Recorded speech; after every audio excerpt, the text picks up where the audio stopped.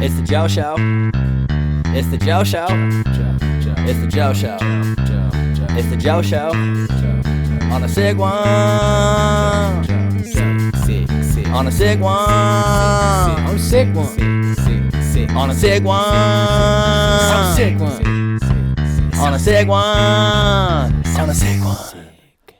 And we are back with the 19th episode of the On a Sick One podcast. It's your boy, Joe Comedy 77 Filthy, and I am back in the No Town 77 Filthy, Reno, Nevada, the biggest little city. I am here, Lifestyle Studio. Big shout out to my boy Jay. It's Christmas Eve, baby. And what better day to record a podcast than on Christmas Eve? You see the vibe in here. Lifestyle Studio doesn't play no games. If you guys need to record a podcast, if you guys need shirts printed, all kinds of different stuff, Lifestyle Studios, reach out to them. They will take care of you. I'm just super happy to be back and to be home. I got to tell you guys, I've had people reach out. They've been minorly upset with me about my podcast because I haven't been consistent, and consistency is key, as you know.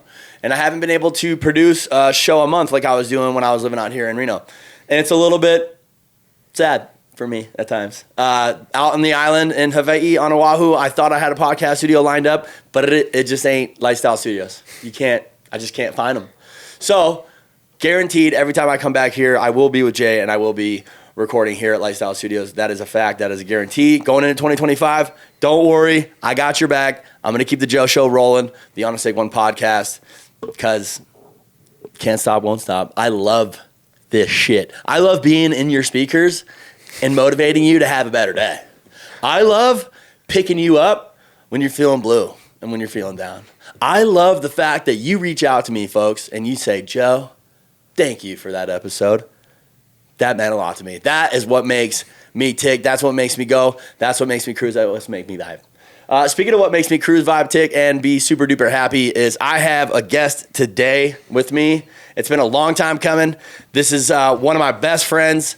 He is my son's godfather. That's where the Dean comes from, David Dean Douglas. It's from this man right here. Everybody make some fucking noise, clap it up, and welcome Rebel Dean, Braden Hibden. AKA the Godfather. The Godfather, Thumbmore, you fucker. Good to be here finally. To the 19th episode of the On a Sick One podcast. Rebel Dean, Braden. Legendary. I'm happy to have you. How you doing? What's good? Dude, this has been so long in the making. I can't even believe we finally done it after 15 years of friendship. Now I'm the 19th one on the podcast. Not the first, not the second, not the third. It's okay. It's not like I've been counting 19 episodes waiting for my turn.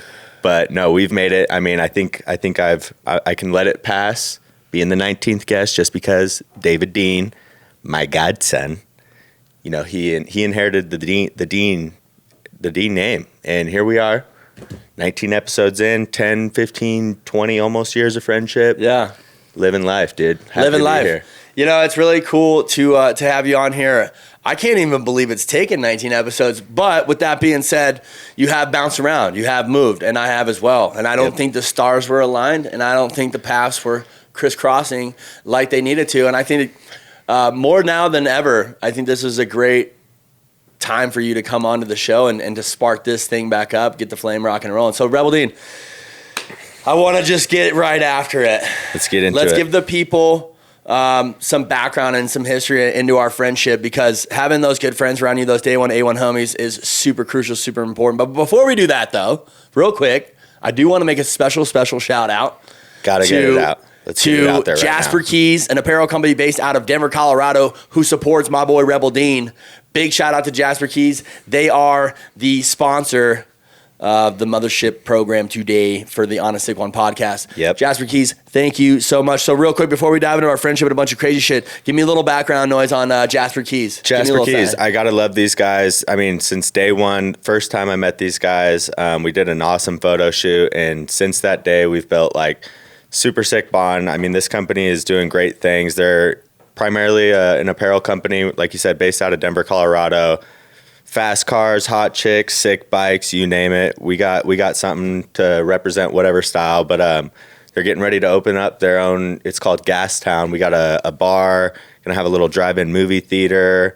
apparel on site. So I'm really looking forward to Gastown. Damn, that sounds like a vibe. Gastown. Yeah, like they're doing a lot more than the traditional apparel company. Like we're building a freaking franchise size, restaurant bar. It's going to be insane.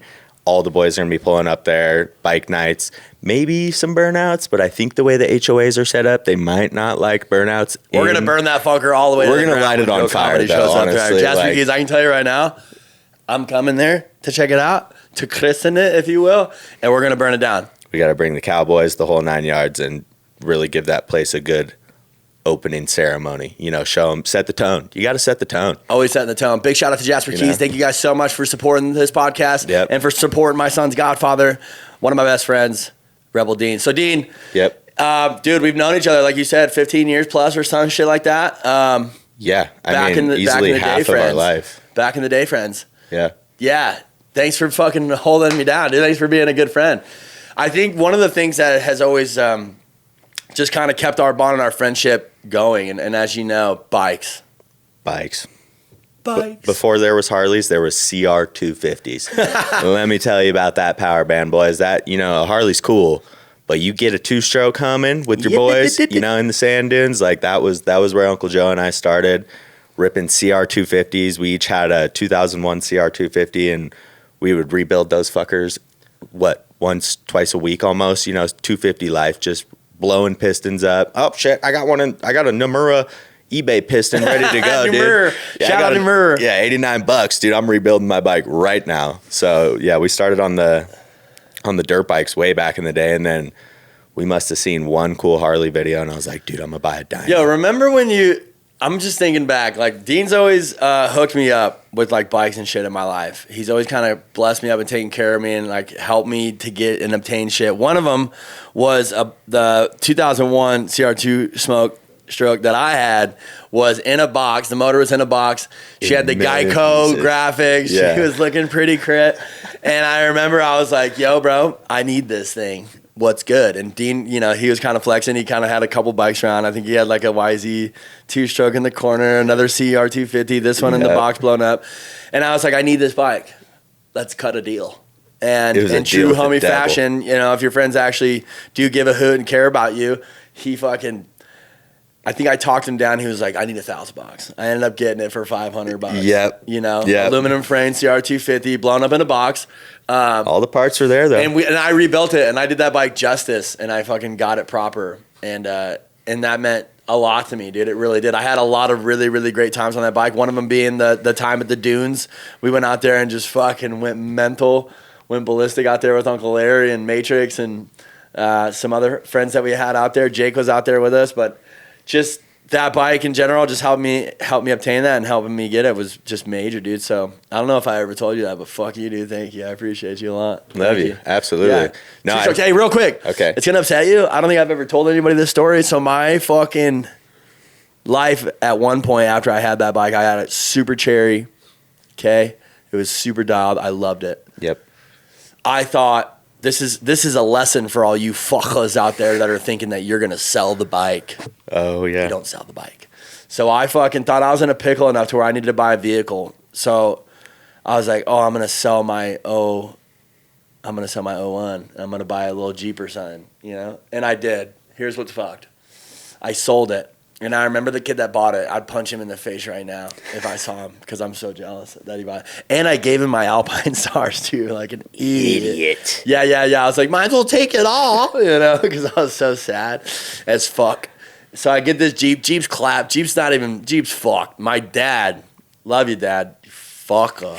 He's like, yo, son, let me borrow the Jeep. I need to borrow the Jeep. Can I get the Jeep? And I was like, Dad, listen, dude, this thing's not registered. It's not insured. It's not nothing. I'm going to let you take it because I'm a good-ass son.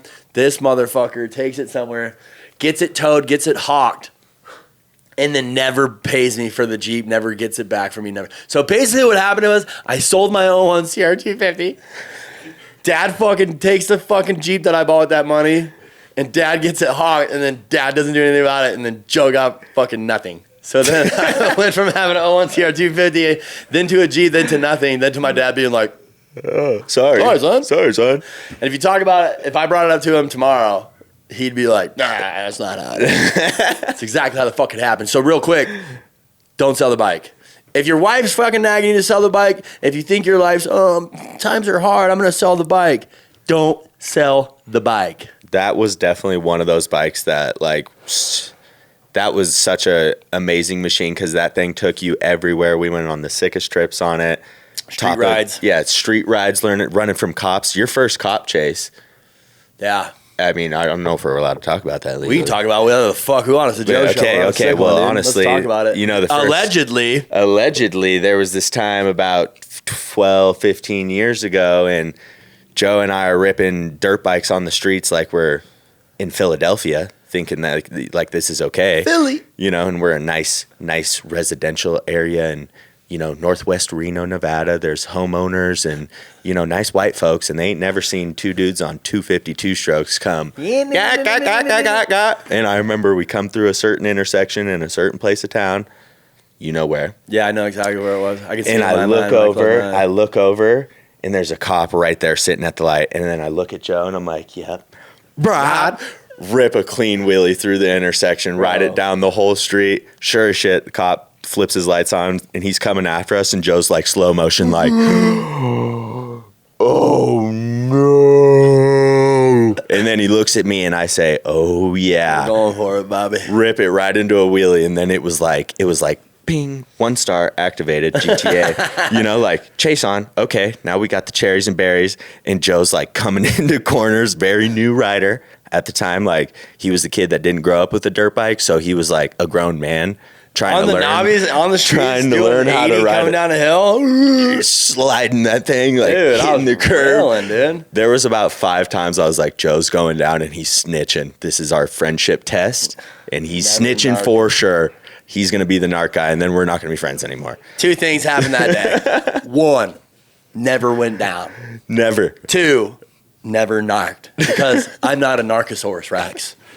I'm fucking Joe Sorgani, and I would never, ever, ever tell on nobody, dude. However, you pissed me off. I might tell on you. I'm just kidding. Dude. No. But that cop chase, one of a few. I remember when we got back to your house that day. You know when you like get away from a situation and you're with your boy and the garage is closed and you're like, we made it. Fuck up. We got out. Yeah. That was definitely the little star disappears. And then it's back to it starts flashing and it goes away. Oh gosh, that's fucking awesome. I can't believe you in the back of your mind you actually thought I was gonna snitch, dude. Hey, shut the cameras off. I'm just kidding. No, that was legendary times, man. Yeah. Don't sell the bike. Yeah, don't sell the bike. So many times on that bike. So that leads me to my next fucking thing. Dirt bikes in our friendship definitely was a big deal. Thank you for always helping me get dirt bikes. Yep. I appreciate you. You should probably get another You helped me one. get a couple pit bikes as well. David Dean's first bike. Yep. Was a pit bike. A little XR70, if I do remember correctly, 1998. 98 XR70. Yeah, and I think I like told you a price that I got it for, but it was really half that price, so you thought you were getting the best deal ever, because I was like, dude, I'll just give it to you for like what I got it for. Shitty, but really, I made my little profit. What'd you make off of me, Brad? Let's talk about it right now. I think, you know, it was a respectable amount. You know, maybe 10 to 12%. 10, 12%. Typically, all right, I'm good with that. 50. I'm good with that. I still fucking scored on that little thing. The amount of happiness and joy and good times that I had with David Dean, Peyton, and Tanner on that thing, and Zoe had a good time on that dirt bike is well worth the 10 or 12% that you fucking hustled me on. And I don't know if you remember, but the first time we met Tallboy T, shout out Tallboy T, love that guy. The first time we met him, he was in your cul-de-sac at like 2:00 in the morning, ripping wheelies on that bike, and I was like, man, that was my bike first. I could never wheelie the bike like that. Jeez. Made it look fucking simple. That's cool, man. I didn't know that bike could do that. You know, I was like, David Dean and I ripped that bike through the park so many times, dude. Everywhere, dude. Just ripping. I've blessed you with a lot of memories, dude, through bikes, motorcycles. Yeah. And then I hop off the plane last night. Him and Cody Squirrely picked me up and just been taking care of me since I got here. So important to have good ass friends around you, man. And it's like it's rare when friends stick around and they're there for you. With that being said, fuck all that sentimental shit. I want to talk about Harley-Davidsons with my buddy. So it started out dirt bike kind. that was what really bonded us as friends. Big shout out to dirt bikes. But Harley-Davidson. So one day, Hibby Dibby hits me up, Skibbs. And he's like, yo, I need you to come over, dude. I got a bike. And I get goosebumps thinking about this, dude. Same kind. Like, I'm goosebumping. I'm like, chicken skin. I'm on the phone with him. He's like, you got to come over. I got this bike. And I'm like, oh, okay. I'm like, fucking, what is it, you know? It must be like a fucking KX500 or something. You know, like I'm thinking it's like a Goliath bike. I walk up the street up to the OG condo. Big shout out to the OG condo. And the garage is open, and there's a motorcycle on a bike stand, one of the bike jacks. So the bike's sitting proper. Yeah, it's up underneath the frame. She's jacked up, small kind. She's sitting proper. And I remember walking up, and I had grown up around Harleys and shit. All my friends' dads had them out in Michigan and whatnot. So I was a Harley fan. I liked Harleys. But this bike, I'm going to pass it off to you. I want you to tell me about this bike in particular. I want you to tell me how you got that fucker, where you got that fucker, and why the fuck you sold the bike, because we should still have that one. Because if it was here, we'd probably be doing wheelies on it and burnouts right fucking now, day before Christmas. Man, that was the OG Silver Sparkle bike. That was the first Dyna I had ever seen in my life, in real life.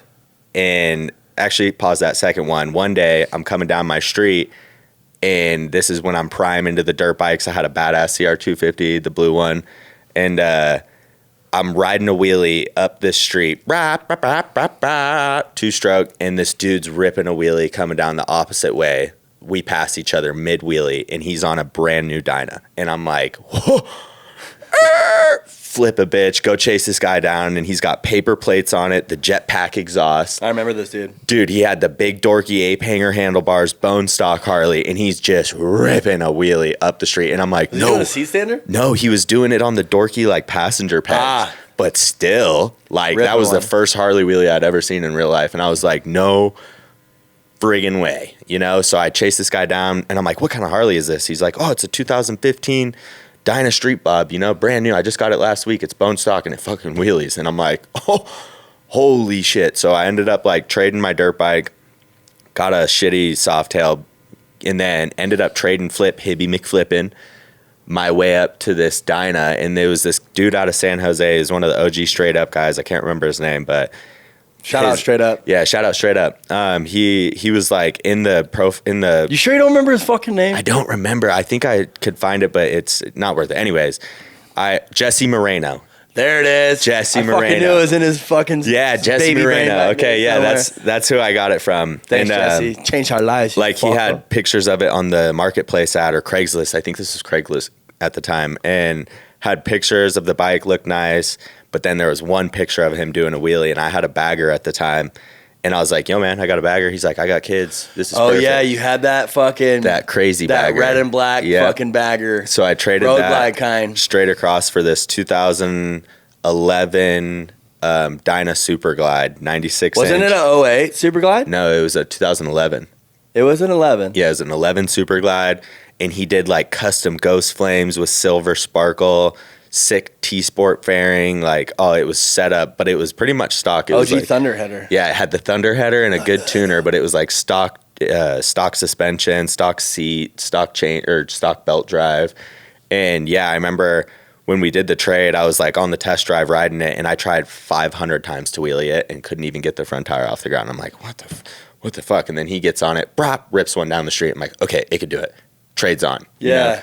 Traded it, brought it home that night, and I will never forget you. Like you said, you walked into the garage, and you were just like, holy shit, this is one of those ones. Like, this is the Harley. Yeah. You know, and that's exactly what I was thinking. You sat on it in the garage, like, just like admiring I fucking need one of these so bad. And I remember being pretty fucking envious, but also extremely motivated. Like, okay, we're going from dirt bikes to Harleys.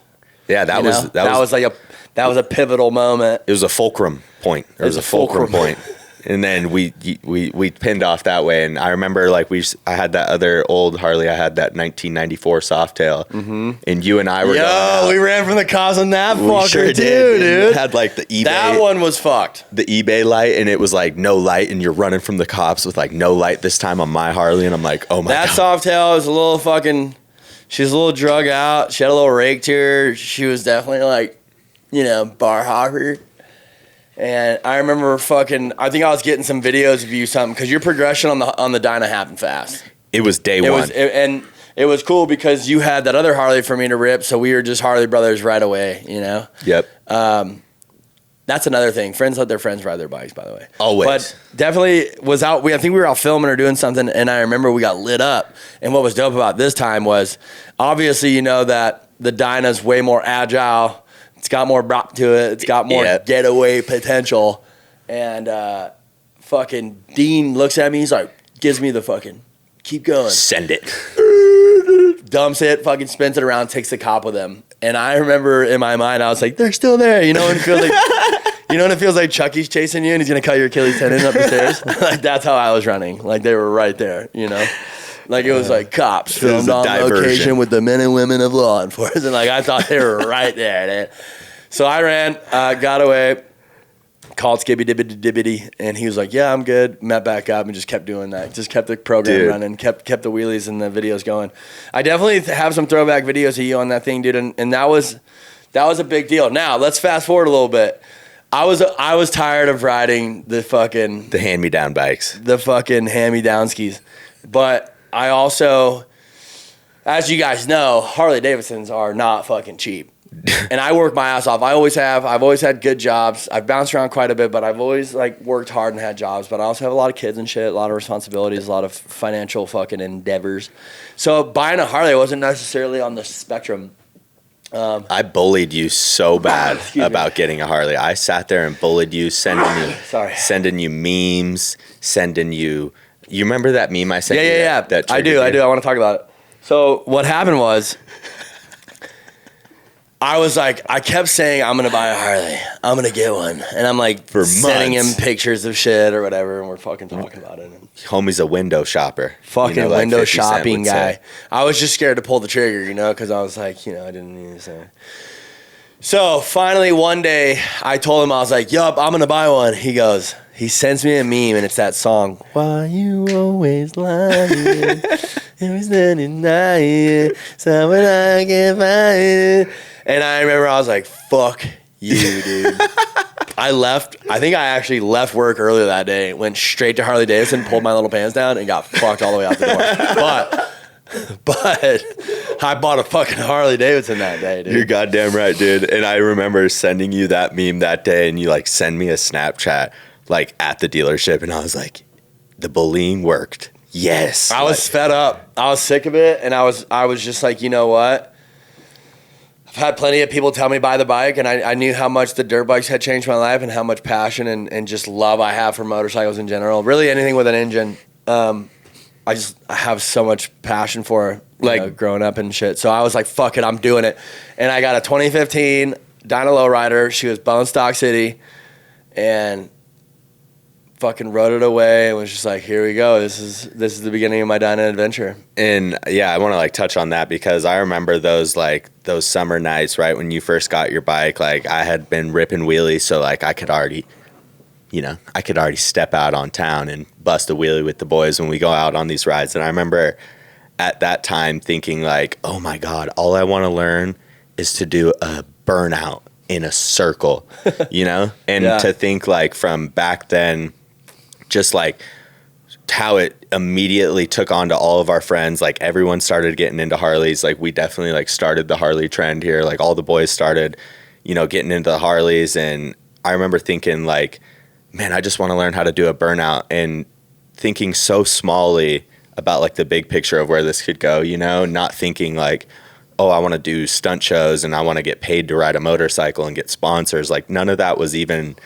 didn't even seem real yet. And to think, we started out just ripping around Reno, freaking being hooligans, doing a couple wheelies here and there to, where we've both made it to at this point is insane, dude. And it's taken almost 10 years. We've been on the bikes for a long time now, Yeah, definitely. I see some of these younger kids, shout out Van KLX. Yep, shout out Van. Dude, what a stud. I remember seeing him when he was super young, and we were already those older guys riding wheelies, and these kids are oh, I want to ride a wheelie on a Harley, Now it's crazy to go to these shows and be He's doing out there shit. throwing Yeah, down. and it's like, oh man, we've been around the block like a few times, Definitely was for the love of the game for a long time, just getting together, garage vibes, wrenching on shit, fixing bikes and keeping them together enough to even ride them. Yeah. And then watching it spread. It was like a positive cancer, if you will. It was like a good thing, It's watching everybody just one guy gets a bike, and this guy gets a bike, and this guy gets a bike, and then this friend group collides with this friend group, whether it be from Carson City and then from Tahoe, from the Truckee Boys, and it all really came together. And then I remember like the first Tahoe shit shows we did, and seeing those friend groups come together and being friends with guys like Jay Brew and Dana and Dylan, Eric, all the Truckee Boys, Danny, Shuba, all those guys, and just that to me, Harley's, not only did it bring us even closer and fucking change my life for the best, but it brought me so many other friends and so many other adventures, so many other good times. And that shit is fucking powerful, bro. Because like life is a struggle. It's tough, right? So if you can find something that you're passionate about, something that you give a hoot about and you care a lot about and you dive into and all your friends are into, it's really crazy where it can take you. Yeah. I mean, I remember there was days like before we, really started getting into it, but like we would see these guys on Instagram like Sea Bear and like, Tall Boy T and stuff like that. I remember the first time we were like hanging out with Tall Boy T, you and I like stepped aside and we're like, dude, this is so crazy. Like, it's pretty lit. Yeah, just because we like manifested this whole lifestyle because of one Harley wheelie. One Dyna did a wheelie in front of us and we're like, oh, it's going to change my life. It's like finding a hot blonde or something. Like it's going to change your life, whether you like it or not. It's either going to be really great for your life or really bad for your life. In this case, it's really, really great for the life. So it's cool too because without you and Silver Sparkle and the dirt bike history and like being friends that just love motorcycles and two wheels, I would have never grabbed a microphone. I would have never started announcing shows. I know.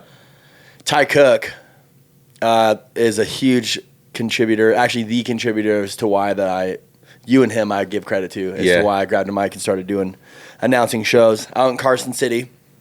We were all out there.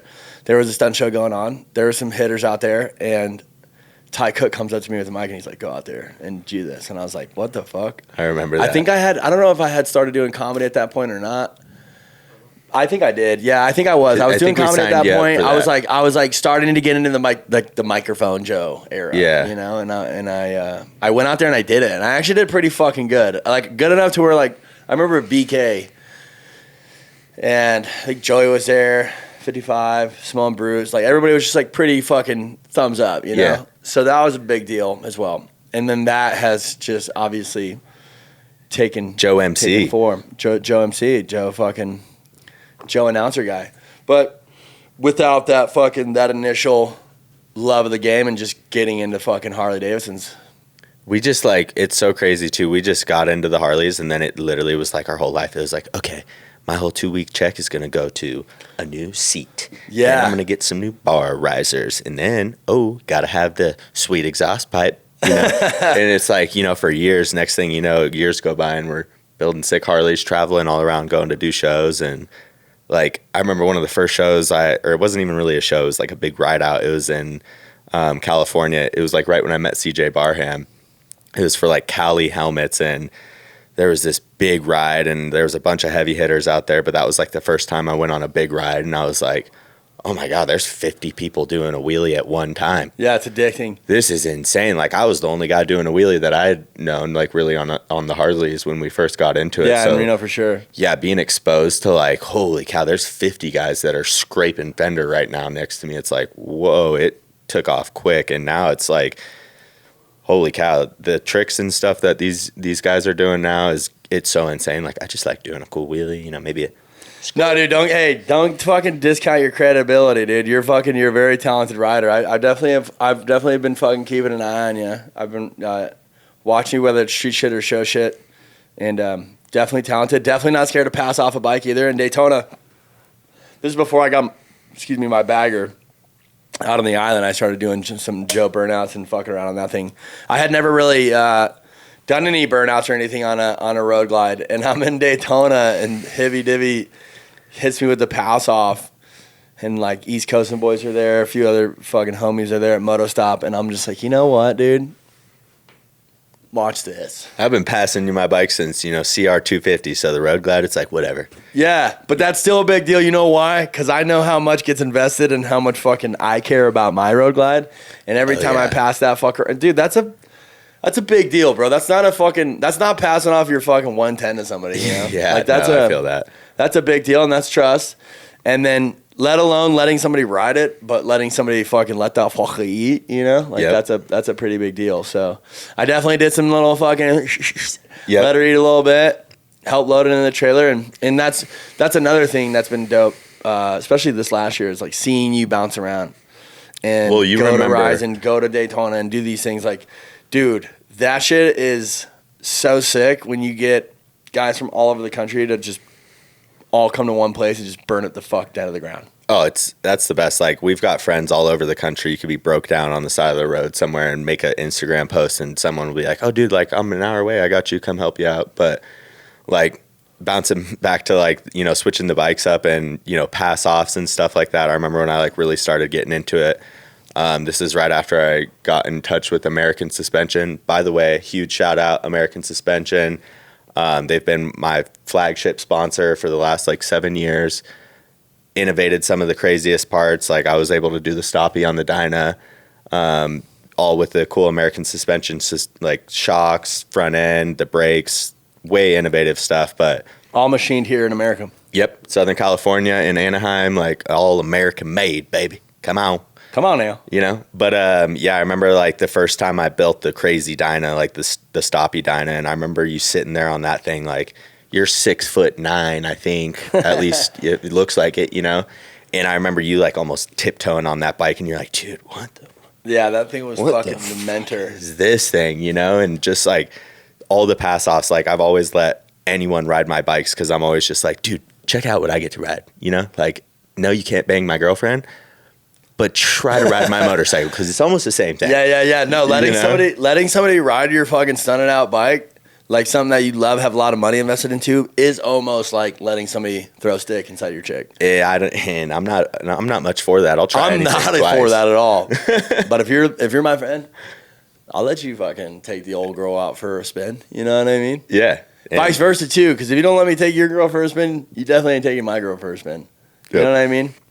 And I remember a couple times, like when you got your goblin all dialed in, like I'd be like, Joe, my bike's broke, and you'd be like, oh, I have to say yes because of our friendship, and also I am the godfather, so like it's a. Ooh. You ever tell your friend don't wheelie your bike? You ever say that?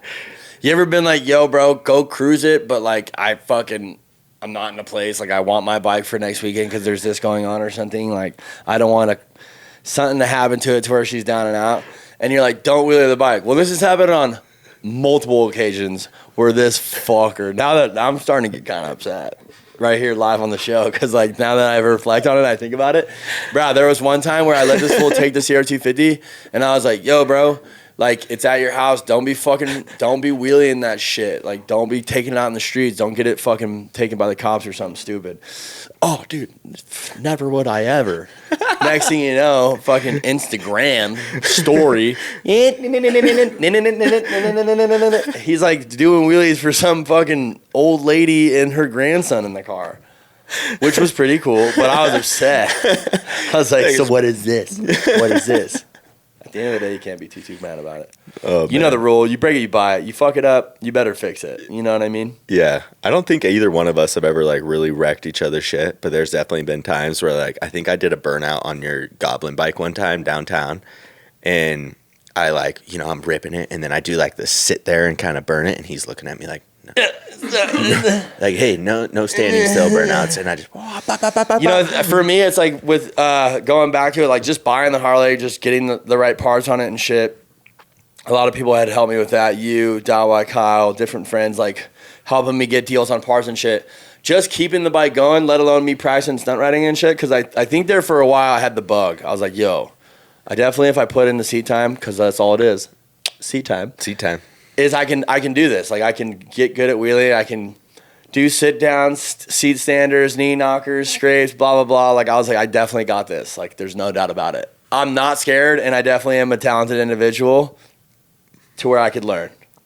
But I started breaking my shit, started breaking my bike, and it was just like, you break your shit, you don't have the means to fix it, you're not sponsored, you don't have parts coming in, like you don't have the right people in your corner to help support you with that bike. Financially, it made no fucking sense for me to be out there breaking my bike. Because when it came down to it, the next weekend, everybody be going to ride up in Tahoe or Truckee or going on this cruise or whatever the fuck, and I wouldn't even be able to go because old girl would be down, you know, she'd be down and out. Yeah, the financial like burden of riding these bikes is definitely like if you're not sponsored and have like people in your corner that take care of you, you know, help, you know, whether they're paying you for posts on social media or giving you fat hookups on parts, like it is, unless you freaking own Egypt or something, you know, you definitely got to have your fucking funds correct. It's insane. Like it's like almost every time you start the Harley, it's like, oh, $100. Oh, that just broke. Didn't think that would ever break. Yeah, some of our wealthy friends too. Like I'll go to a ride out or something, or go to a different city, or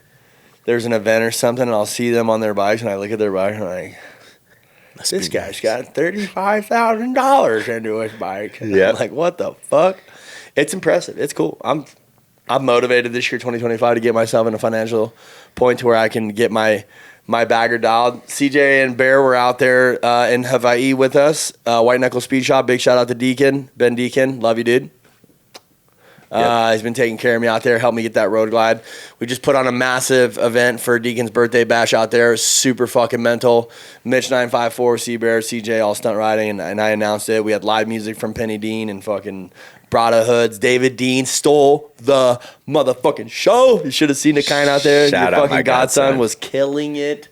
Whether he was grabbing cheeks or doing burnouts on his bikes or on the stage hyping people up, the kid was literally the light of the show. But Barham said that he's like, yo, we're going to get your bike set up just like ours. We're going to fucking get it out.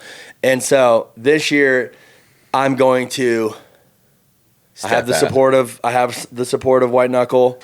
I have the boys helping me get some parts and shit. Yep. I actually burned it down outside of Leeward's, which is like a 60-year spot. They've been open out there in Hawaii, like local kind food. Yeah. And me and C-Bear like burned it down together, and I was just like, dude, like I can see myself burning down intersections with you. And he's like, no, I know. And he's willing to do pass offs and shit with me. So I think I'm motivated this year to get a little sicker and nastier on the bikes. And the thing is, it's not for anyone. It's not for going on hood rides and being like, check this out.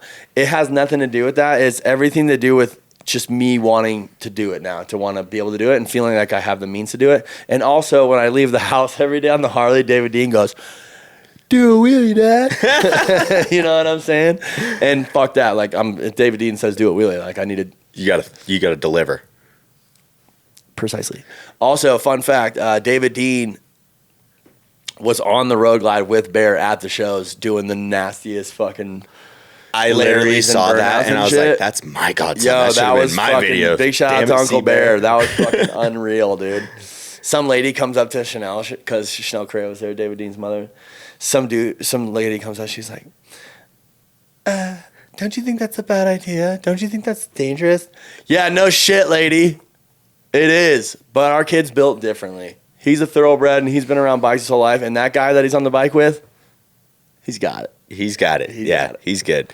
Yeah, no, that's insane. I remember seeing those videos and just being like, oh, man, I wish I was there so bad. I was freaking in the middle of Wyoming, I think, welding something uncomfortable, looking at my phone just like, oh, that's cool. Yo, they're at palm trees. Speaking of that, I want to talk about that with you for a second because a lot of people, I feel like, you might be listening to this podcast right now. You might be in the same town, in the same job, in the same place that you've been in for years. You might be doing the same shit with the same chick, with your same hand, holding your same dick. And I want to talk about why it's important in your life, especially if you're a single dude, to not get stuck in that mainframe of, I have to just stay here and do this job. And you definitely... We're pretty rooted here in Reno. You definitely were pretty core to here and just being a Renoian. Fourth generation. Yeah, exactly. And then one day, something clicked for you and you went and you dipped. And I have to say that since you made that move, my friend, I feel like that has been extremely beneficial for your life. Yeah, no, I mean, like totally aside from the bike life stuff, like the bike life community where I moved to in Denver, Colorado is sick. Like I went out there a few times before I moved there and huge rides and stuff like that. And I was just so amazed that I pretty much had ridden with everyone in Reno. And like there was, you know, even on our biggest rides, you know, there'd be a couple hundred people. And, you know, going to Denver on a random Friday night, there'd be 300-400 people on dirt bikes, Banshees, doing these big rides. And I just remember thinking like, wow, there is really so much more to life than like my single hometown that I've lived in my whole life.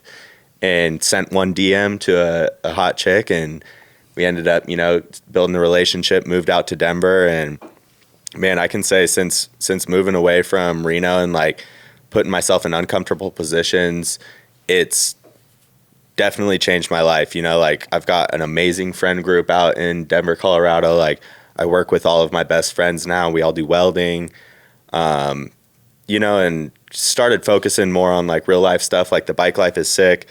Unfortunately for me, the bike life has cost me a lot of money in legal issues and legal drama. So I think, you know, growing up a little bit, I've already been in the bike life for, you know, 10 years, done a lot of really cool shit. I've done all the coolest shows, met a lot of great people. And I think, you know, moving forward, I'm definitely more focused on, you know, building like my own business. Shout out Rebel Metal, going to be something big one day. But yeah, like moving out of my hometown, like you get comfortable and you hang out with the same friend groups and you do, you know, you go to the same bars and see the same people when you go out, and not much changes. It's easy to get like a decent job that you feel comfortable with, and this is safe. And shit, I moved out of my hometown, love Reno, but it was the best thing I ever did, and created a whole new life for myself, like met way more friends, traveled even more, you know, done better financially. And, you know, you get a little bit older after, you know, like just this year I've spent, you know, $25,000, almost $30,000 on attorneys and legal fees and getting thrown in jail over the bike life stuff. And it's like, oh man, like doing wheelies is sick. Love the Harleys. I'm a bike life guy forever. Like whenever I have kids, my little whoever son is going to be like, Dad, do a wheelie. And brap, sure as shit, Dad's delivering, you Facts. know, forever. But like, you know, like doing these big hood rides and, you know, some of these shows, like there's so much, like the risk versus reward isn't really there anymore. And like, God bless my sponsors. Like I get very well taken care of, better than some other guys that ride Harleys. And even still, like just getting paid to go to the shows and, you know, keep tires and your bike running is cool. But what happens when you get thrown in jail and then bam, now you got 6 felony charges and stuff like that, you know? So like, I think moving out of the hometown kind of opened my eyes up to like, okay, yeah, like the bike life is sick. That's like definitely a main part of your life. But dude, I want to own a house, a business, and things like that, you know? So like this lifestyle is only sustainable for so long until, you know, like shit's going to start to catch up. And I got real lucky for, you know, the first 10 years I rode, not really having legal drama, but then it like, bam, it all hits at once and you're like, oh man. I feel like some people get luckier than others. Dude. You also have to you got to move swift. You got to make the right decisions on what events you go to, what ride outs you go to, what your bike looks like. Dude, Are you got standing out like a fucking sore thumb? Yep. Also, just when I go to those rides, I'm like, oh, here we go. It's that adrenaline. It's that adrenaline pump. It's that don't give a hoop. I don't think that's out of the cards for you, but I think that definitely tone it back, focusing more on the shit that's going to help you progress into your 30s and help you maintain a lifestyle, and then eventually having kids. I can tell you right now, having kids, best part of my life, hands down. No doubt about it, but I don't think that's ever going to fully exit your life. So just give it a solid and just fucking... Yeah, no, I like I said, I know the bike life's like always, since I could frickin' start a motorcycle, I've been addicted and had one pretty much every day since then. And, you know, like it'll always be a main part of my life. But, you know, like going on these big group rides and helicopters and cops swarming gas stations, like, dude, I got to go to work tomorrow. Yeah, definitely. So it changes. But like, yeah, whenever I have kids, don't panic. Yeah, whether it's a daughter or a son, it's going to be, you know, maybe little Bella Joseph You know, shit. Because like I know I've never told you this, but whatever I have is definitely getting the middle name Joseph. So I hope it's a guy. Because like I don't know how she's gonna explain that on the playground. Like, yeah, my middle name's Joseph. I think it's kind of fire. Joseph. You could even do Joseph. Joseph. Yeah, Josephine. Oh, you know, I might put a fiend on the end. But yeah, like shout out David Dean, my godson. Like I remember when you guys were talking about like middle names and stuff like that, and like, you know, playing it off all cool, like, yeah, that'd be cool if he had my middle name, but like going home, like, oh my God, I hope that's true. I hope he's not just like honey dicking me right now. Like, I hope he gets my middle name. Cause like David Dean Douglas, so sick. Kid's dude. got 2 fucking middle names there. Triple D. Dean Dash Douglas, Triple D, Triple D. Yeah. I feel like how you name your kid is gonna kind of decide how that little fucker's gonna be in life. Dude, that little You name fucker. your kid Chad, he doesn't have a powerful last name, he's fucked. You name your kid Daryl, and he doesn't have some that goes ting ting ping pang with it. You Yeah. know what I mean? As far as his name goes, he's fucked. Yeah. You got to name your kid properly, and I think that you adding Joseph into it is proper. I think that's going to be a sick thing, and I can't wait till, you know, we got the FaceTime going. Hopefully you're there in real life like I was for your son being born. But if you're not FaceTime, like, oh, this is little Bella Josephine Hibden. How freaking cute, dude. I'll definitely be there. You know, and like think about like, you know, like seeing the Harley in the garage for the first time. Like I remember seeing David Dean for the first time, like, whoa. Yeah, powerful shit. You're going to move a mountain, son. You know, like Mountains. Also motorcycle, Harley Davidson, rev limiter, blah, blah, blah, blah, blah. You know, like Dude, he's hooked. It's dude, that kid it's went to almost more concerning. shows his first year of life than I had been to in like 5 years, and I was like, what the fuck? Like, how is he already way cooler than everyone? Yeah, 2.5 weeks old. He was in Salt Lake City at a show. Insane. Yeah, he's been over 50 events. He's definitely on a rad one, on a sick one. I love that. So, kind of shifting back into that motivational speech there. If you're thinking about moving, you want to uproot yourself, you want to bounce somewhere else, you might meet the chick of your dreams that gives you the baby of your dreams. You Send might that DM. find a friend group that helps you find your passions in life, whether it be motorcycles or fucking whatever it is outside of that. You also might be able to financially be better off taking that leap, taking that jump. I've never been scared to do it. This last year, though, has been absolutely, I'm going to say it, and I don't say this too often, fucking nuclear, okay? It's been absolutely nuclear.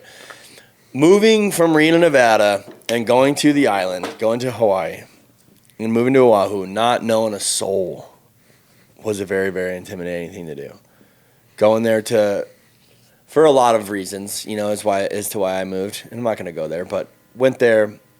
And to see my life, bruh, from where it went from when I first got there until now, the people I've met, the connections I've made, the plugs that I've plugged in, is just fucking mind-blowing. And I think sometimes it's tough because I take a step back and I'm like, I miss the people here. I miss my other 2 children here. I miss the studio. I miss the comedy shows. I miss Tahoe. I miss the Truckee Boys. I miss so much, you know? And I've, in a year, restarted my life. And it's been really, really, really great.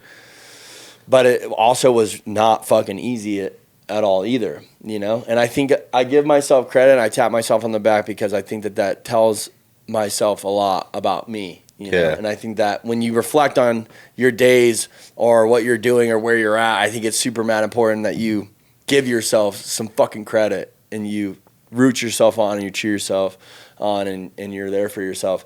I did the sober thing for 11 and a half months when I got there. I'm sure you guys can tell, not a liar, not a faber. I'm not going to sit here and bullshit you guys. I have not been sober. I've been drinking. I've been partying and whatnot. Here's the difference. That 11 and a half months and that getting healthy, the running, which I still do all that shit now, is it gave me control. It gave me a sense of knowing how to take care of myself while also having a good-ass time. And I can't lie about it. I am a good-ass time.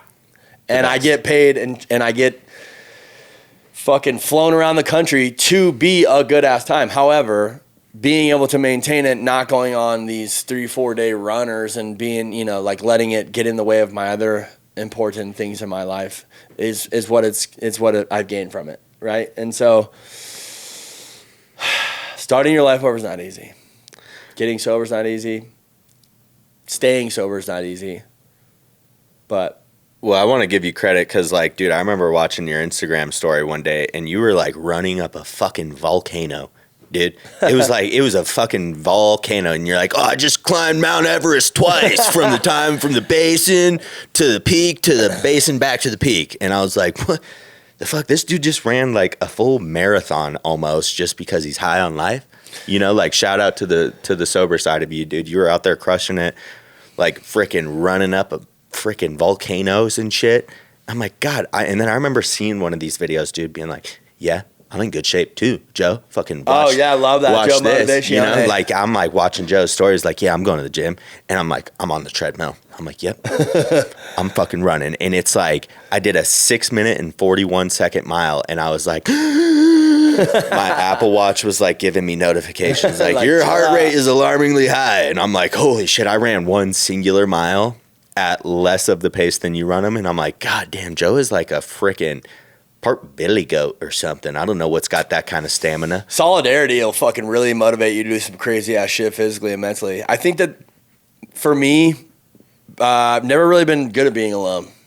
You know, I've always had, whether it be I got married at 18, got divorced, hopped into another marriage, and then whether it be friends, like I've always wanted friends around me all the time. I think that's where I thrive. I think that's what makes me tick, is being around friends and building other people up, hyping other people up. I fucking love that.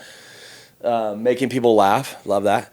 But this last year of my life, I've been alone more than I've ever been alone in my life. And it's it's almost like a fucking superpower to be able to be happy with yourself and be alone. And I think the one thing that I did was I was climbing mountains alone, and I would like exert myself to exhaustion, and I wouldn't take water, and I was like kind of doing some crazy shit because I was trying to find me, and I was trying to fucking get through some aches and some pains of consequences of decisions that had caught up to me. Yeah. And I think in life, every decision that you fucking make, my dude, good or bad, is going to have a consequence.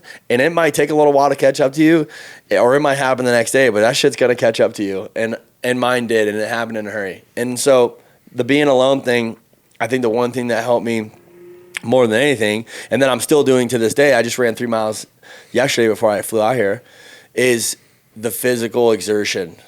And I've always been into that. Like, I've always been blessed to be athletic and have the ability to do that for myself. And so to get through the solidarity, to get through the being alone thing, and to just trying to better myself mentally and emotionally, or if I'm going through something hard or heavy, getting up, getting out, getting active, and going out there and fucking sending it is definitely extremely beneficial for my life. And so I motivate and push other people to do that as well. I don't post fucking pictures of my map that I ran on Strava to brag. I post it because I'm like, yo, if I can get 3 other fucking friends to go out and run 4 miles right now, that's a victory to me. That's a win. Oh, I bet it's been more than 4. And like, dude, going back to, you know, like putting yourself, like making yourself uncomfortable, you know, like freaking running up a volcano with no water or anything like that, you know. It wasn't a volcano, by the way. It was a volcano. It sounds really cool saying it was a volcano. Okay, it was a volcano. There was a volcano near it, you know. It may not have erupted anytime recently, but it was an active volcano. And you were running up this but like, you know, making yourself uncomfortable and doing shit like that, or, you know, moving out of your hometown. Like, dude, I remember when you were posting about the Deacon's birthday party bash and CJ's bike got there on the pallet, and you're like, sick. Dude, I was like, no way. Like, these guys are shipping their Harleys just because Joe decided to move out there. And dude, C-Bear posted this video scraping off into the sunset, dude. I think he had his Crocs. I don't think they're in sport. Bro, that's on the west side of Oahu. That shit's dude, scraping off into the sunset.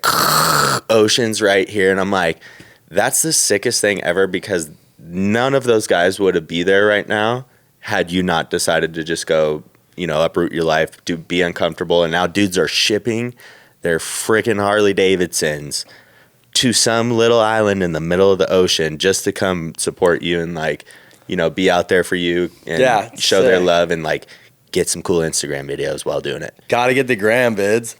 It's really fucking great, man. Concrete Cowboys this year. Wow. It's been 2 years now of doing it. Lost some stuff committing to that squad and gained a lot from being a part of that squad. It's been a challenge in itself, just being the fucking hype man and the MC for those shows and events. And also, like, definitely trying to be a leader and, like, fucking keep the team together, you know, because it's like a rock band.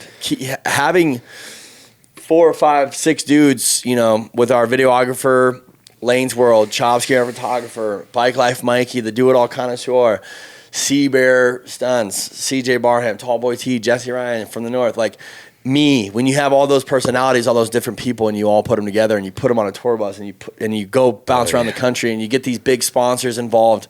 It's a lot of moving parts. It's fucking hard, dude. This shit ain't easy. You know what I'm saying? It might fucking, the YouTube just might look like a fucking highlight reel, and you know what? It is, but there's a lot of fucking work, a lot of effort, a lot of fucking struggle that goes along with that fucking awesomeness, you know? Yep. But what's cool about that is to think about where we started and where we're at in this conversation by walking into your garage and seeing a fucking Silver Sparkle 2011 Super Glad sitting there to where it's at now, to where I'm literally getting paid to travel and do what I love. And on a scale that has exceeded any expectation that I have had for it. Now, I think I'm like, okay, what's your next goal? What are you trying to do? And I think that that's something that I push you to do, that I push him to do, that I push all my friends to do, is like, what's next? What are we going to do next? How are we going to do this bigger, better, better? And not for anybody other than ourselves, and to motivate other people to be great. And one of those things is I want to go international. I want to go overseas. I want to do shit in different countries.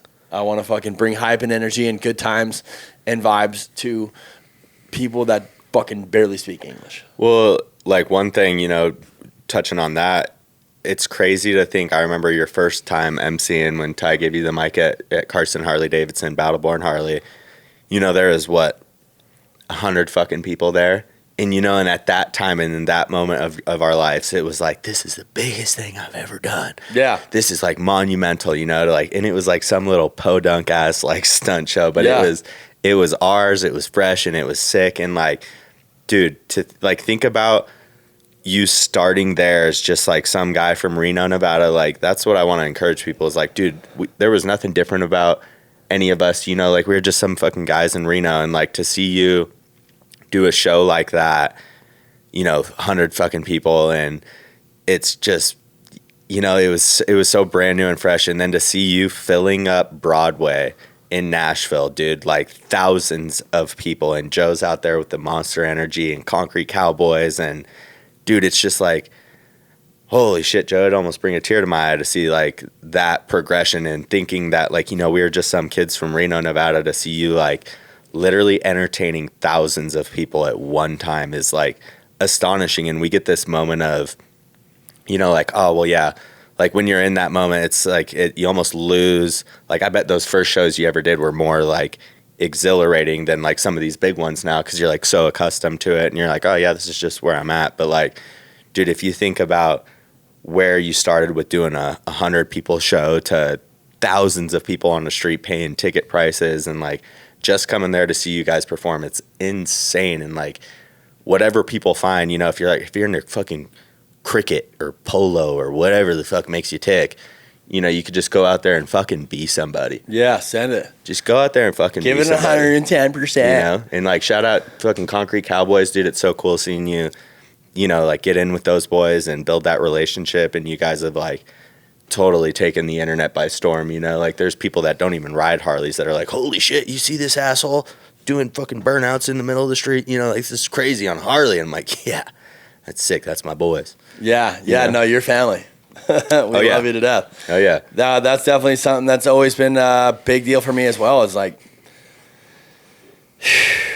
you can be dope at something, talented, you could be the fucking biggest pro at whatever it is, I don't care, a professional skier, snowboarder, skater, BMX rider, FMX rider, Harley rider, announcer guy. I don't care what the fuck it is. Tattoo artist, fucking studio man, you Yep. know, production company. Doesn't matter what it is that you do. If you are not cool as fuck and down to earth outside of that profession, fuck you, Yeah, dude. fuck you, guy. You're not gonna You know, get it's like support.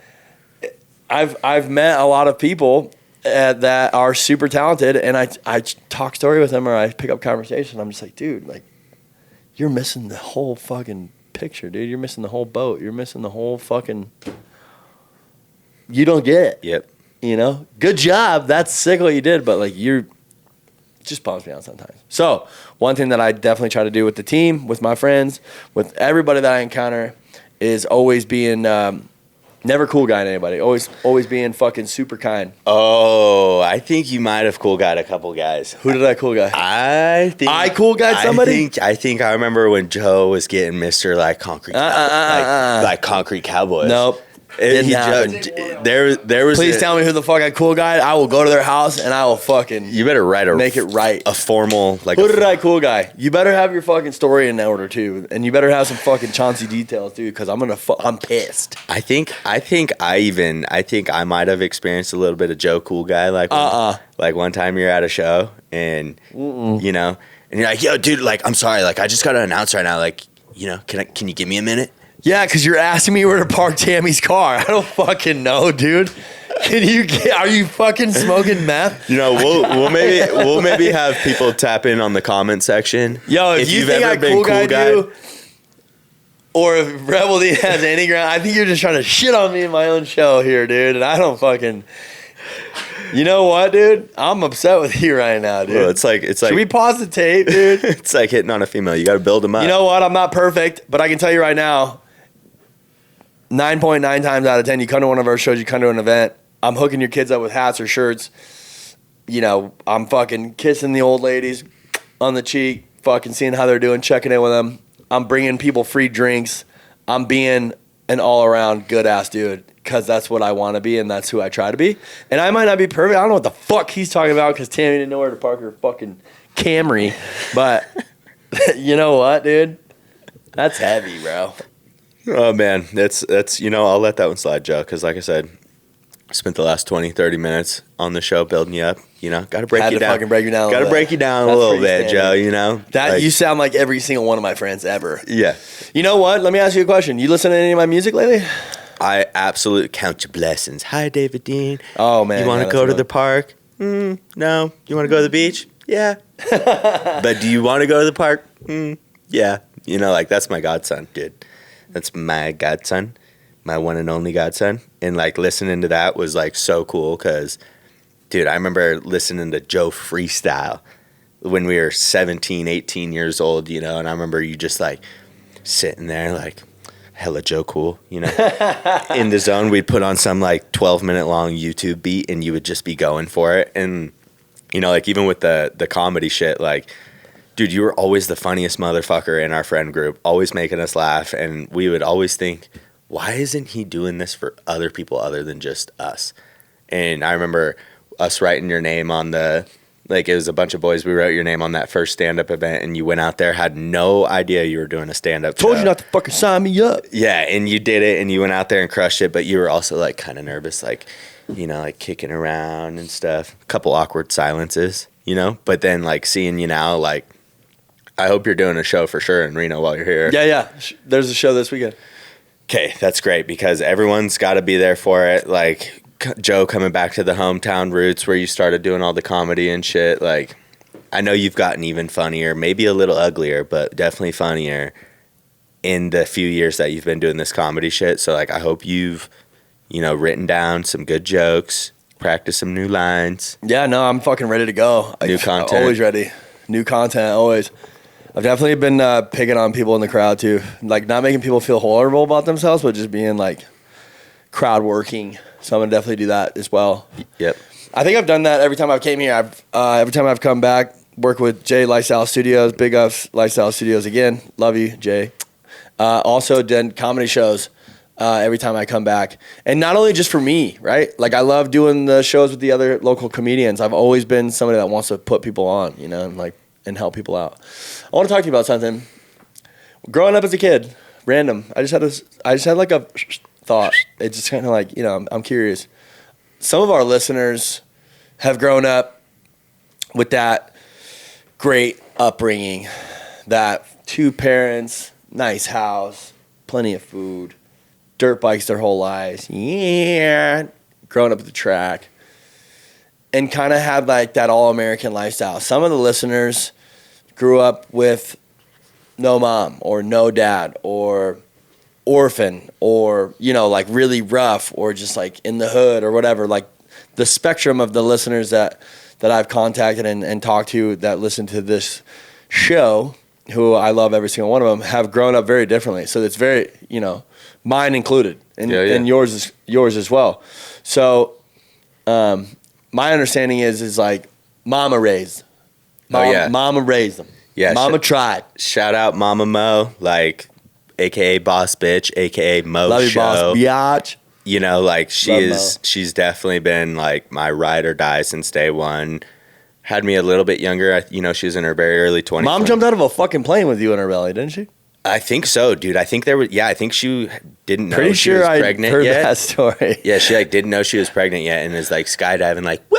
Pumping this fuck full of adrenaline, like, yeah. But yeah, like it was just me and my mama, like pretty much my whole life. She had been married a couple times and now she's married to a total stud, Todd. Big shout out, Todd. Big Love shout out, Todd. Todd's helped me out a lot. But yeah, no, I mean, definitely it was me and mama like the majority of my life. And like my mom's always been cool as fuck, like taking me to Motley Crue concerts when I was 10 years old and like Billy Idol and let me bleach my hair and put earrings in. And shout out Mama Mo also paints the nails to this day, 30 years old, still getting fresh nails when I come to town.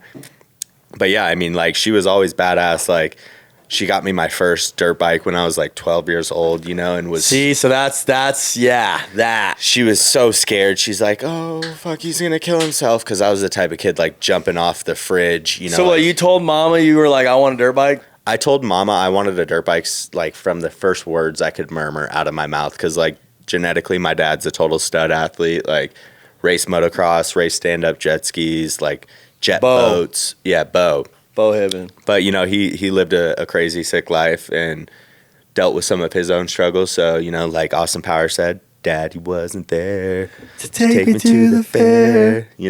But so yeah, it was pretty much me and just Mama Mo. And like she would take me out to go ride my dirt bike. She had a Hummer and like, it would barely fit my dirt bike, but she would still get me out and just like make me go ride. And, like I could sneak out of my house and be like, hey mom, like there's a cute girl down the street. And she'd be like, okay, like just push your dirt bike down the street so it doesn't wake the neighbors up.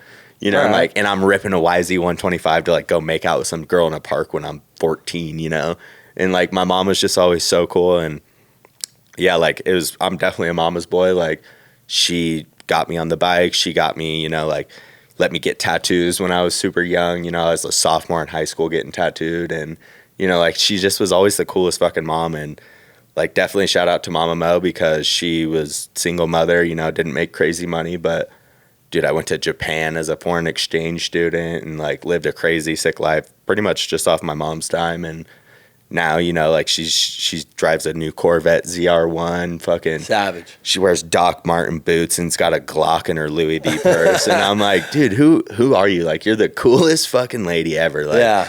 And I'll post a story doing a Harley wheelie, and I'm like, this is the sickest video ever, and it's like 1,000 views. Post a story with my mom, and it's like 4,800 views, 6,000 replies. Fucking, my mom's got 210 new followers. All of them are my weird guy friends, and I'm like, God, like you fucking. I know you didn't see her Instagram just from the algorithm, okay? Like it was like, get out of here. My mom's not giving you a chance, but like, yeah, mom's a fucking baddie, dude. She's mom's the baddest fucking bitch. Like, love mom. Set a high expectation. Like, I gotta have bad bitches now just because my mom like is naturally one, Facts. So yeah, no, my mom's been a total fucking G, and I stress her out so bad. Like the last time I was in Reno, surprised her showing up to Reno. She didn't know I was here, and one of my sponsors, American Suspension, brought me a Dyna from SoCal. And the first 5 minutes I get on this bike, I'm like, yeah, Street Vibrations, my hometown, fucking yeet. And I ripped this fucking donut right in front of the restaurant where we had reservations and go inside and surprise my mom. And as soon as I hug my mom, I give her this sweet hug, and next thing you know, I'm getting dragged out of the restaurant by my shoulder from an RPD cop. And it was the first 5 seconds I saw my mom, and she hugs me, and then I'm getting taken out by RPD. And dude, like, oh my God, my poor mother, like I've put her through so much anxiety. And then here I am showing up unannounced, getting dragged out of the restaurant by RPD. And she's like, what the fuck? Where's Ashton Kutcher? Am I being pranked right now? You know, like, so yeah, she's a total fucking badass. Like, shout out Mama Mo. Super supporter of the kind. Yeah. Love you, Mo. Bailing me out of jail because I'm freaking ripping wheelies on my Harley. She's like, well, son, like, I understand. Exactly. You know? Like, fuck. Yeah, so moms are super vital and important to our lives. Since we shouted out your mom, I feel like we have to shout out my mama too. Love you, Mom. Love you, Mom. Mommy. No, but it's definitely it's interesting because a lot of my friends, you know, I end up hearing their story because I'm curious. You know, if you want to get to know your friends, figure out how they were brought up, get to know them a little bit more on a deeper level about how their situation was with their parents, and it'll kind of teach you a lot about them as people. And I don't think your mom could have done a better job, dude. For real, she did a great ass job. And I have met your father. I've hung out with him too. Bo Fusion. Bo's fucking awesome. It's a little, you know, it is what it is. That, you know, that he wasn't as present in your life as maybe he would have wanted to, or maybe you would have wanted him to be. But at the end of the day, I respect the fact that you still love your dad. You know, but you don't forget that mama's the. She knows fucking, too. Mom knows. Mom knows. We don't even got to talk about that. Don't even got to talk about it. Hey, I also want to just run it back and just say again, big shout out to Jasper Keys, Dope Ass Apparel Company in Denver, Colorado, for sponsoring this episode of the On a Sick One podcast, episode 19, with my boy, Rebel Dean, David Dean Douglas's godfather. Appreciate you guys for taking care of my guy. If you guys want to grab some dope apparel, if you're down, if you're into women, hot women, motorcycles, cars, dope shit. They also got Gastown opening up later this year. Yeah, I actually got something special for the viewers too. You know, it's not much, but type in Rebel 10 on the checkout, get you 10% off at Jasper Keys. Yeah, they've got a whole new fall line that just dropped, like all sorts of cool lumberjack shit, you know, Christmas shit, you know, festive shit, badass shit. You name it. They got a little bit of everything. They got it. Rebel 10 in checkout, get you a little 10% off, a little something, you know. And, I'm gonna have to pop in there when I come out to Colorado this year and say what's up to the kind. Yeah, dude. Like, we're gonna have sick bikes. I've got a 2003 Dyna FXDX being built from Chad at Apex Cycles right now. It's going to have full American suspension, all Jasper Keys painted black and white, custom saddlemen, fucking you name it. And I'm going to try to pull some consistent stoppies on that new Dyna. Some rolling stoppies. Yeah, because like everyone's hating on me like, oh, like you can't roll the stoppies. I'm like, dude, I can't do a stoppie on a Grom, but I could still do it on a Harley-Davidson Dyna. You know, so like I'm really gonna let him fucking hate. No one else has done it. You know? Like I'm waiting for someone else to pull a stoppie on a Dyna. But yeah, like my goal for this year is to, you know, get that bike out there ripping and start pulling some stoppies. Like hopefully Uncle Seabear can jump on the bike one time, show me how to do it right. I won't take a video of him because I know he'll do it better than me. We can probably do that. We can probably get Bear on that kind. We'll get Uncle Bear on the old stoppie Dyna and let him go give it a rip. But yeah, no, we got a badass bike that's gonna be like showcased in Gastown when I'm not riding it. They've got insanely sick muscle cars. Like I said, they're gonna have a drive-in movie theater, you know, post up and, you know, have cool bike videos going or Motley Crue freaking music videos, you name it. I'm coming over. You're coming over, and we're gonna get weird and probably get an HOA complaint, but it's gonna be worth it. Oh, we're burning it down. If I'm there, I'm fucking blowing tire. Yeah, so get ready, Jasper Keys, for when Uncle Joe comes to town. It's happening. By the way, if you guys want to come out to FIE, I got you as well. Yo, Dean, what's up? Let's talk about some goals. You know, it's always good to motivate people that are listening to this show, and you're definitely somebody that has motivated me. You're younger than me. I'm definitely older brother Joe, but at the same time, we've always pushed each other for that. So give me a couple of things that, for me, that you'd like to see from me this year. Okay? And then I want you to tell me a couple things that you're going to fucking do this year. My biggest thing for you, Joe, is I want to see you continue, like, thriving with the Concrete Cowboys. Like, I want to see your guys, like you said, go international. Dude, if I see freaking the Concrete Cowboys in Abu Dhabi, I can't even say it right. or wherever, Qatar, Dubai, Abu Dhabi, a little habibi, you know, like that's gonna be, dude, such an insane moment of just like started at the bottom, now we're here. Yeah, 100%. You know, so like I want to see you continue like, you know, progressing, and Sturgis is sick, you know, but like, yeah, you guys got to think outside the box, get your ass out into frickin' France or something. I don't know. And, you know, keep expanding, keep the Concrete Cowboys. Like, dude, I swear I've been on other people's phones and seen like your guys' stuff pop up on their For You pages. Like, you guys are doing the right thing. Like, keep that going. Keep your mental health in check. I've been friends with you since our junior year of high school, and I've seen Joe happy, Joe sad, Joe smiley, Joe mad, Joe angry, Joe you name it, Joe dad, one of my favorite Joes. And yeah, dude, like, I just got you, my boy. Keep your mental health in check. Like, I love hanging out with you and, you know, getting to talk shop and see how everything's going. And I can tell you're doing very well. So, like, keep that going. And, like, for myself, I'm just honestly trying to keep living my good life. Like, I live a sick life. I travel all over America. Like, I do a lot of cool stuff for Harleys, but I also have a badass job welding, and I work with all of my best friends like Brady and Austin and all my boys out in Colorado, dude. Like, we have the best time ever.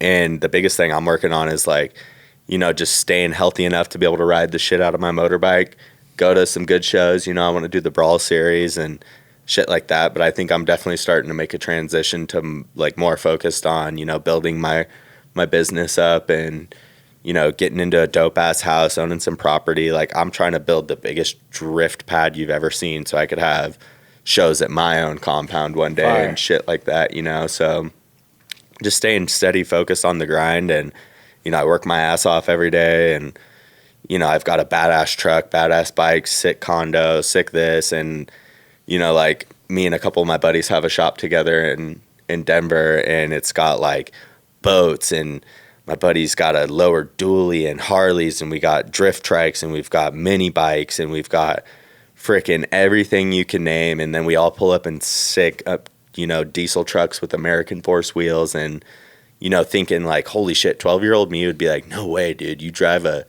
lifted Dodge Cummins 6-speed manual tuned and deleted and you got a freaking Harley-Davidson Road Glide that you wheelie? Like, dude, the 12-year-old me, I swear, like, would be astonished to see where I'm at right now. But then at this 30-year-old version of me, I'm over here like, you know, like, yeah, like, you don't have a Lamborghini yet, though. Gary Vee would tell you to chill the fuck out. You're right on track. Yeah, so, like, just, you know, being present and appreciative of the shit we got. Like, dude, we've come so far. And, you know, going back to when we first got the first Harley in my garage, like I said, the version of us then, if we could meet each other now and be like, dude, yeah, you started the Concrete Cowboys and you're out traveling the world doing shows, like, it's insane to see, like, truly how far we have come. And I mean, yeah, it's been a long time, but, like, not that long. Like, we've changed our lives in the last 8 years just based off of motorcycle shit, which is insane.